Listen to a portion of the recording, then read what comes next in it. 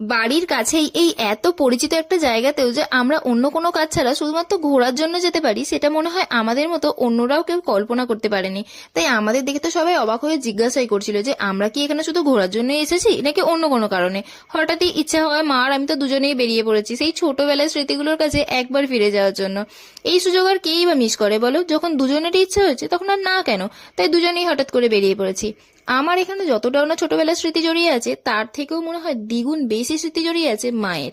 Actually ঠিক এই জায়গাটার পাশেই মামার বাড়ি হয়। ছোটবেলায় তো গরমের ছুটি হোক আর শীতের ছুটি হোক না কেন, এই নদীর পাড়ে এসে খেলাধুলা না করলে তো ছুটি বলে মনেই হতো না। মায়ের মনে হয় এখন সেই সব কথাই মনে পড়ছে।